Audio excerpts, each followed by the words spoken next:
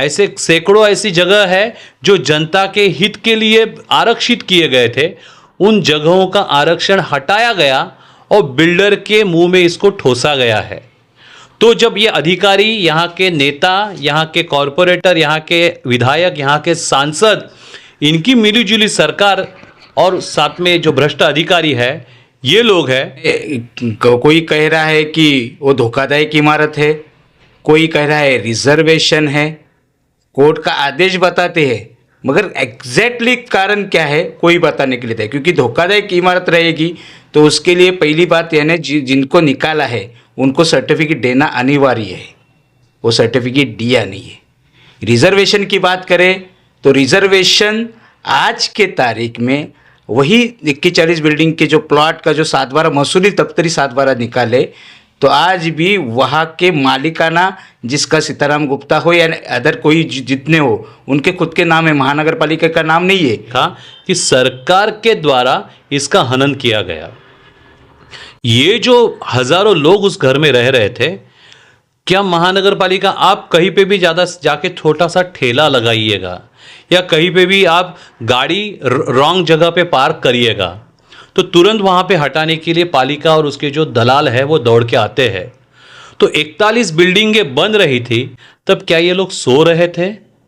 41 बिल्डिंगों में रहने वाले हजारों लोगों ने अपने जो दस्तावेज है उसको रजिस्टर्ड किया, तो रजिस्ट्रार सो रहा था। मैं डायरेक्टली बोलता हूँ कि ये पूरे मामले में 41 बिल्डिंग के मामले में हर पार्टी ने, भले मैं किसी एक पार्टी का प्रतिनिधित्व करता हूँ मगर मैं डायरेक्टली बोलता हूँ, हर पार्टी ने इसमें मलिदा खाया है।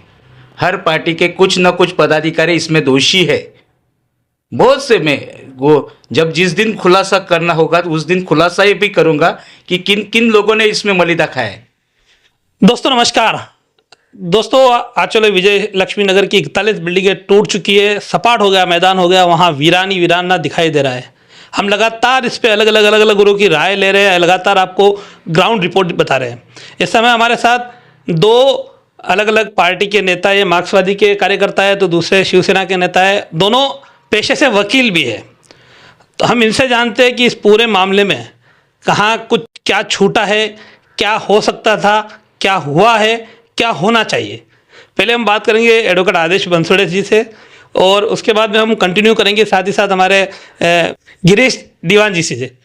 तो बंसोड़े सर, क्या कहना चाहेंगी, ये जो आंचल विजय लक्ष्मी नगर है, पिछले कई दिनों से आप मीडिया की खबरें देख रहे होंगे, आपने वहाँ ध्यान लगाया होगा, एज ए विपक्षी पार्टी और एज ए एडवोकेट, दोनों ही नज़रिए, क्या हुआ, क्या होना चाहिए था और क्या सही हुआ? देखिए, एक तो वसईकर होने के नाते वसई का इतिहास बहुत ही उज्जवल है, यहाँ की परंपरा बहुत ही सुंदर है, लेकिन पूरे महाराष्ट्र में एक 5वां बड़ा शहर करके उभर रहा है वसई। ऐसे में इस वसई को बदनाम करने के लिए कुछ लोग जो काम कर रहे हैं और वसई का जो नाम जो ऊंचा है उसको नीचा गिराने का जो लोग काम कर रहे हैं, उस प्रकार की ये घटना हुई है 41 बिल्डिंगों को तोड़ने की घटना। अभी ये जो घटना हुई है उसमें रहने वाले जो गरीब लोग हैं, आज हमने देखा, पूरे दुनिया ने देखा कि उनके घरों के ऊपर घरों में घुसकर बहुत ही अमानवीय तरीके से उनको बाहर निकाला गया। सैकड़ों के तादाद में पुलिस लगाए गए, पूरी की पूरी वहाँ पे जैसे कि मिलिट्री का जो कैंप होता है उस प्रकार का वातावरण था। वो गरीब लोग हाई कोर्ट गए, सुप्रीम कोर्ट गए, अलग अलग कोर्ट और अलग अलग नेताओं के दरवाजे उन्होंने ठकठकाए, लेकिन सभी लोगों ने या तो उन्हें नाराज किया या तो उन्हें फंसाया। एक है बात कि अगर हम संवैधानिक देश में रहते हैं तो सिर्फ कोर्ट में जाके हमें न्याय मिलता है ऐसा नहीं। मामला लीगल और इलीगल का मात्र नहीं है, मामला ये संविधान ने जो राइट टू लाइफ दिया है, आर्टिकल 21 जो है वो एक आम इंसान को जीने का अधिकार देता है। अगर मुझे आप अनाज नहीं दोगे, खाना नहीं दोगे, कपड़ा नहीं दोगे, घर नहीं दोगे, जीने का अधिकार नहीं दोगे तो मैं कैसे जिंदा रहूँगा? तो अगर मेरे अपने पैसे से बनाया हुआ घर, खरीदा हुआ घर अगर आप तोड़ रहे हैं, तो संविधान ने जो जीने का अधिकार, मौलिक अधिकार दिया है, ये फंडामेंटल राइट है, ये अगर इसकी हनन होता है तो सरकार की जिम्मेदारी है कि उसकी रक्षा करे। लेकिन हमने यहाँ पे देखा कि सरकार के द्वारा इसका हनन किया गया। ये जो हजारों लोग उस घर में रह रहे थे, क्या महानगर पालिका, आप कहीं पे भी ज़्यादा जाके छोटा सा ठेला लगाइएगा या कहीं पे भी आप गाड़ी रॉन्ग जगह पे पार्क करिएगा, तो तुरंत वहाँ पे हटाने के लिए पालिका और उसके जो दलाल है वो दौड़ के आते हैं। तो 41 बिल्डिंगें बन रही थी, तब क्या ये लोग सो रहे थे? 41 बिल्डिंगों में रहने वाले हजारों लोगों ने अपने जो दस्तावेज है उसको रजिस्टर्ड किया, तो रजिस्ट्रार सो रहा था। 41 बिल्डिंगों में रहने वाले लोगों ने कई सालों से घर पट्टी भरी है, लाइट बिल भरा है, पानी पट्टी भरी है, तो ये सब लोग उस वक्त क्या कर रहे थे उनको तब नहीं पता चला था। हमने कई सारे घरों के घर पट्टी देखी है, वो कोई भी घर पट्टी में इलीगल शास्ती करके आती है, वो नहीं लगाई गई है। सवाल यह है, एक डंपिंग ग्राउंड का विषय उठा, डंपिंग ग्राउंड का आरक्षण है करके उस जगह को, उस बिल्डिंगों को इलीगल करार किया गया और उस बिल्डिंग को तोड़ने का कार्यक्रम चला। आज पिछले 15 साल से जब से महानगर पालिका बनी है, हम बता सकते हैं सैकड़ों ऐसे प्लेग्राउंड है, खेलने की जगह, मैदान है, ऐसे सैकड़ों ऐसी जगह है जो जनता के हित के लिए आरक्षित किए गए थे। उन जगहों का आरक्षण हटाया गया और बिल्डर के मुंह में इसको ठोसा गया है। तो जब ये अधिकारी, यहाँ के नेता, यहाँ के कॉरपोरेटर, यहाँ के विधायक, यहाँ के सांसद, इनकी मिलीजुली सरकार और साथ में जो भ्रष्ट अधिकारी है, ये लोग हैं। आपने कुछ समय पहले एक वीडियो देखा होगा, वायरल हुआ, कि संख्या नाम का एक अफसर था, वो साफ साफ बोल रहा था की 2 लाख रुपये घेऊन या, मी तुमचं जी बिल्डिंग आहे ती तोडायला थांबवतो। तो सवाल यह है कि यहाँ पे गरीबों का कोई सुनाई नहीं होता। आपके पास पैसा है तो आप न्याय को खरीद सकते हैं, आप लीगल को इलीगल कर सकते हैं, इलीगल को लीगल कर सकते हैं। हमारी ये मांग थी कि मोदी जी कहते हैं कि जब आज़ादी के 75 साल पूरे होंगे तब इस देश में हर एक को घर होगा। हम ये देख रहे हैं 75 साल पूरे होने तक तो इन्होंने घर नहीं दे पाए, लेकिन जिनके अपने खुद के घर थे उनको बेघर कराने का कार्यक्रम यहाँ पे पूरे आम चल रहा है। और जबकि यहाँ के विधायक है भाजपा के, यहाँ का सांसद है भाजपा का, और ये विधायक और सांसद ये लगातार लोगों को आश्वासन दे रहे थे कि हम आपको बेघर होने नहीं देंगे, अगर बेघर होने की बारी आती भी है तो आपका पुनर्वास होगा। और लोग इनके भरोसे पे बैठे, लोग इनके ऊपर उन्होंने विश्वास रखा और इसकी वजह से उनका ये हाल हुआ। तो सवाल यह है, हाई कोर्ट हो, चाहे सुप्रीम कोर्ट हो, चाहे कोई भी छोटा बड़ा कोर्ट हो, ये कभी नहीं बोलेगा कि लोगों को रास्ते पे फेंको अमानवीय पद्धति से और इनके घर तोड़ो। सरकारी ज़मीन लोगों की फैसिलिटी के लिए है, वहाँ पे डंपिंग ग्राउंड बना के सभी लोगों को फैसिलिटी मिलनी चाहिए। ऐसे में कुछ लोगों को मुश्किल में डाल के कुछ लोगों को फैसिलिटी देना ये मानवता नहीं है। हम चाहते हैं कि महानगर पालिका, आज पूरे वसई विरार में लाखों के तादाद में घर खाली पड़े हैं। आप ग्लोबल सिटी जाइएगा, विरार के माड़ा जाइएगा, यहाँ का वसई का या नाला सोपारा का कोई भी एरिया देखिएगा, लाखों के तादाद में घर खाली पड़े हैं। इन घरों को सरकार ने ताबे में लेना चाहिए, कब्जे में लेना चाहिए, और इन जो बेघर हुए हजारों हमारे भाई बहन हैं उनको घर दिलाना चाहिए। क्योंकि कोर्ट कभी नहीं बोलेगा, कोर्ट क्या है कि सिविल सूट डालिएगा। उन्होंने बोला, हमने देखा, आयुक्त ने बोला कि आपको एक सर्टिफिकेट देंगे और सर्टिफिकेट फिर आप सिविल कोर्ट में लेके जाइए और उस गुप्ता के खिलाफ केस डालिए और फिर आप उससे कंपेंसेशन लीजिए या आप रिहेबिलिटेशन मांगिए। लेकिन उसके लिए 20 साल 40 साल और ऐसे ही लग जाएंगे, उसमें से कई सारे लोग मर जाएंगे और कहीं कहीं पे जाके ख़त्म हो जाएंगे।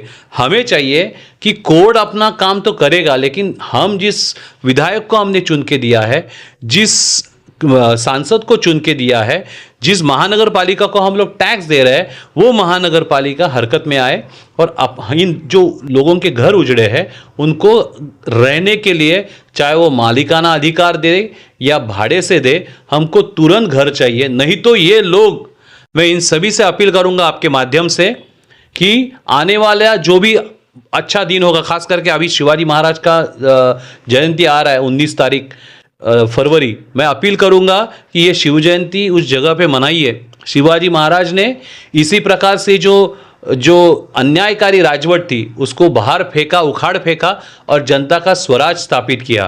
तो हम इन लोगों से अपील करेंगे कि हमको तिरंगा झंडा लो या कोई भी झंडा लो, एक साथ आइए, संगठन बनाइए और अपने हक के लिए महानगर पालिका के ऊपर हमको मोर्चा निकालना चाहिए और अपनी हक की लड़ाई लड़ना चाहिए। गिरीश भाई, आप क्या कहना चाहेंगे पूरे मामले पर? मैं यही कहना चाहूँगा कि पहली बात यानी माननीय उच्च न्यायालय ने जो जजमेंट दिया है उनमें बंसोड़े साहब ने सही कहा था कि कोई भी कोर्ट ऐसा जजमेंट नहीं देगा कि उनको निकालो। मानवता के दृष्टिकोण में ही कोई भी हाईकोर्ट यानी कोर्ट निर्णय देता है।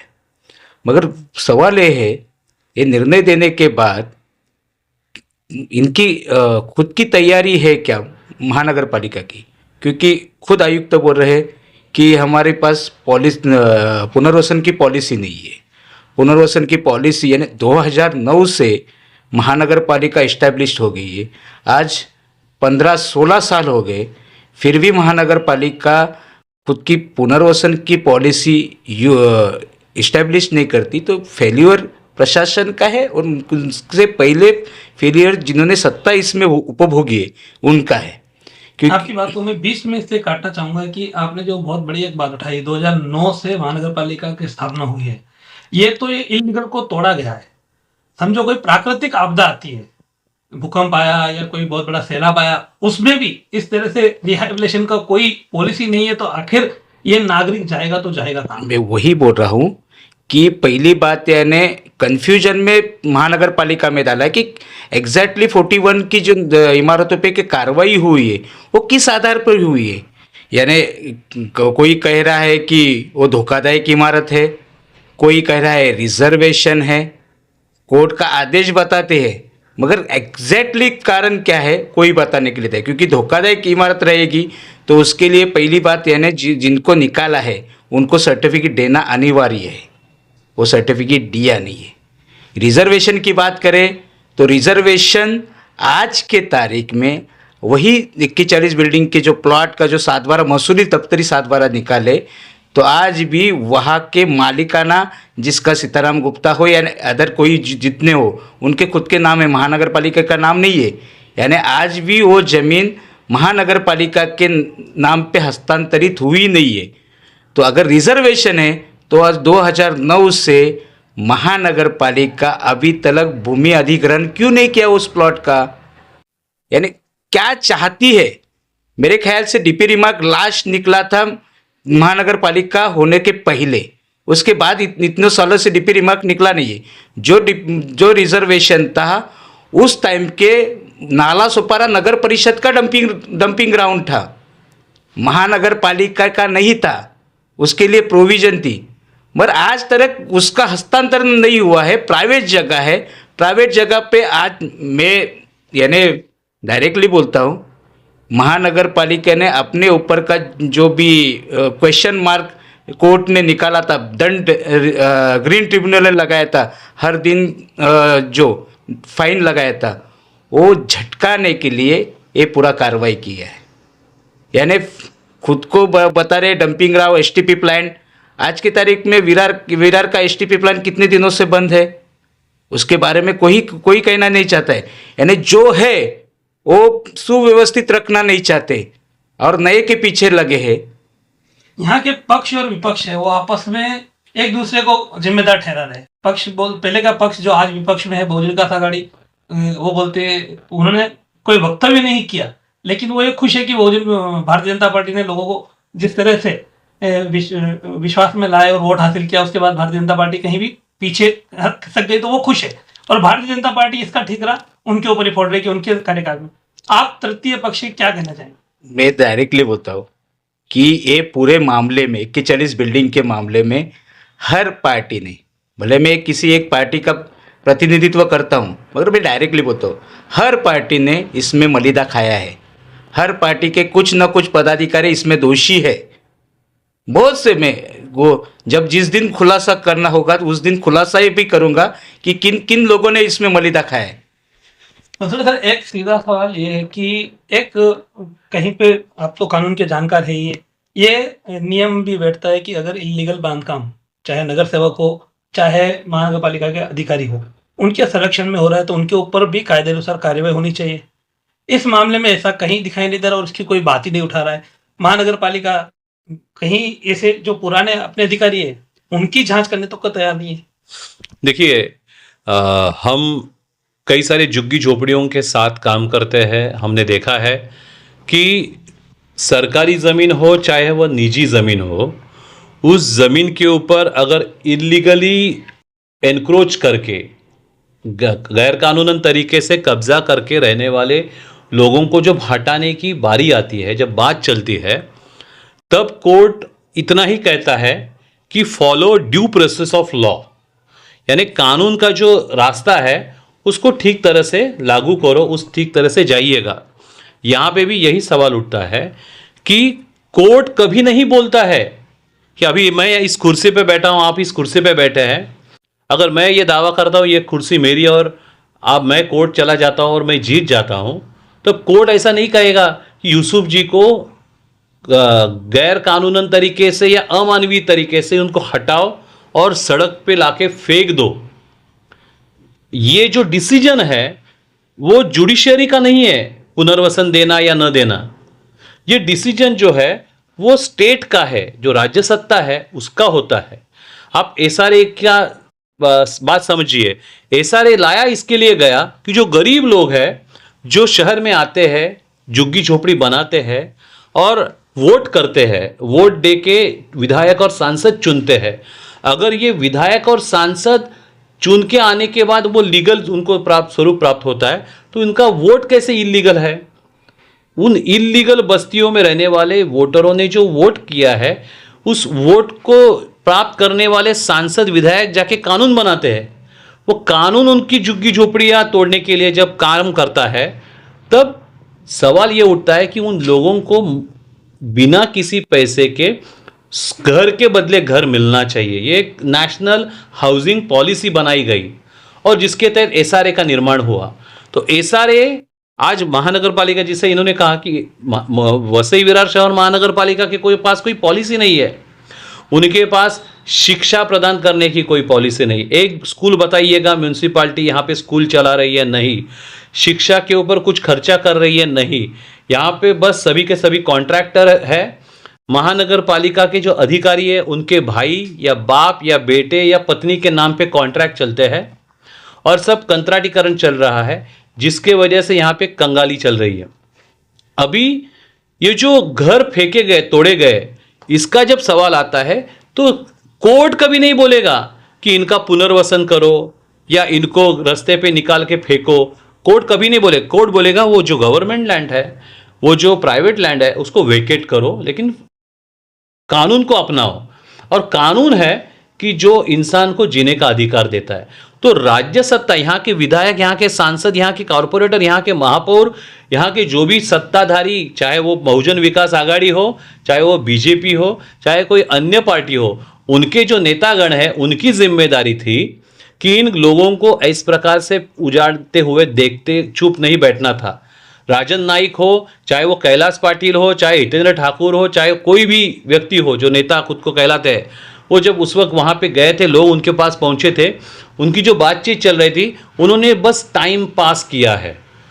और इस टाइम पास के चलते समय बीतता गया, सुप्रीम कोर्ट ने जो लिमिटेशन डाला था वो नज़दीक आ गया और एकाएक घर टूटने चले गए। तो लोगों को फंसाया गया है। कोर्ट कभी नहीं बोलेगा इस प्रकार से घर तोड़िएगा। मैं वापस एक बार बोलता हूँ कि ये जो जिम्मेदारी है, ये जो निर्णय लेने की जो ज़रूरत है, वो सत्ताधारी जो राज्य में बैठते हैं, अब मुख्यमंत्री हो चाहे नगर विकास मंत्री हो, इन्होंने निर्णय लेना चाहिए था कि भाई हम इनको जो टूटने वाले घर है उनको हम लोग फ्री अकोमोडेशन देंगे। और ये निर्णय लिया जा सकता है क्योंकि जैसे उन्होंने कहा कि नेशनल ग्रीन ट्रिब्यूनल ने करोड़ों रुपए का फाइन लगाया है महानगर पालिका के ऊपर। 15 साल से महानगर पालिका बनी है, लेकिन इसका अपना खुद का डंपिंग ग्राउंड नहीं है। शहर का जो कचरा जमा होता है वो कहां कहां फेंकते हैं। शहर के बाहर सुरक्षित जगह पे इनका कोई डंपिंग ग्राउंड न होने की वजह से इनके ऊपर करोड़ों रुपए का फाइन बैठाया, और उस फाइन के बाद में उन्होंने बताया कि अरे सर, हमारे डंपिंग ग्राउंड के ऊपर तो अतिक्रमण हुआ है, तो हम क्या करेंगे, फिर अतिक्रमण को हटाओ। तो अपने ऊपर आया हुआ संकट, अपनी मौत को उन्होंने दूसरे के सर पे डाल दिया, जिसकी वजह से हजारों घर आज बर्बाद हुए हैं। एक सवाल ये है कि जैसा आगे चर्चा हुई, आगे चर्चा में कहा गया महानगर पालिका की पॉलिसी नहीं है। आयुक्त तो मुंह पे ये साफ बोलते हैं कि हमारी कोई पॉलिसी नहीं है। अगर ये करना चाहे तो माननीय कलेक्टर साहब है वो कर सकते हैं, क्योंकि उनके द्वारा हाउसिंग पॉलिसी होती है। अब इसमें सवाल ये है कि इस पूरे 41 बिल्डिंग के मामले में आज दिन तक कलेक्टर की उपस्थिति दिखाई नहीं दी, जबकि कलेक्टर जो है जिले के सर्वे सर्वा है, और आयुक्त ने भी क्या कलेक्टर को पत्र व्यवहार किया है, ये सवाल है। अगर नहीं किया तो क्यों नहीं किया, उनकी मंशा ही नहीं है, उनकी खुद की इच्छा नहीं है। मैं एक ही बात कहना चाहता हूँ कि सिर्फ 41 बिल्डिंग का ये नहीं है, प्रश्न नहीं है, ये पूरे वसई विरार महानगर पालिका में जितने अनधिकृत धोखादायक इमारत है उनके बारे में भी प्रश्न है। अदर रिजर्वेशन है उनके बारे में भी ये सवाल है। आज तक मैं डायरेक्टली प्रूफ के साथ बता दूंगा कि महानगर पालिका 2009 से इस्टेब्लिश हुई है। बाहर के जितने भी महानगर पालिका जो है उन्होंने ऐसे मामले में पुनर्वसन के लिए जितने इनलीगली धोखादायक इमारत है, आज के तारीख में बहुत 70% से ज़्यादा इनलीगली इमारत वसई विरार महानगर पालिका में है। वो 15 साल के बाद धोखादायक होने वाले, गरीब लोग रहते, डेवलपमेंट नहीं कर सकते, ऐसे इमारतों का बाद में क्या है, उनका जीवन लाइफ क्या है, उनको भी तोड़ा जाएगा, उनको भी घर से बाहर निकाला जाएगा। इसके लिए 2009 से आज तक महानगर पालिका ने क्लस्टर डेवलपमेंट का एक भी सुझाव राज्य सरकार को भेजा नहीं है। तो अगर शॉर्ट में कहा जाए तो ये सिर्फ झांकी है, पिक्चर भी बाकी है। क्लस्टर डेवलपमेंट के नहीं, जो खुद को लोक नेता बताते हैं उनकी सत्ता इतने सालों से थी, उन्होंने सादा एक क्लस्टर डेवलपमेंट का सुझाव राज्य सरकार को भेजा नहीं इतने सालों से। तो इनका अधिकार है क्या सत्ता में रहने का, लोक नेता कहने का? ये सवाल पैदा होता है। एक दावा किया जाता है और हकीकत भी है कि पूरे एशिया की सबसे ग्रोइंग सिटी वसई विरार है, फास्टेस्ट ग्रोइंग, और उसमें इंफ्रास्ट्रक्चर क्या, कुछ भी नहीं है, सिर्फ मलिदा खाने का सोच रही है। कितने रिजर्वेशन इन्होंने इंक्रोचमेंट किए हैं।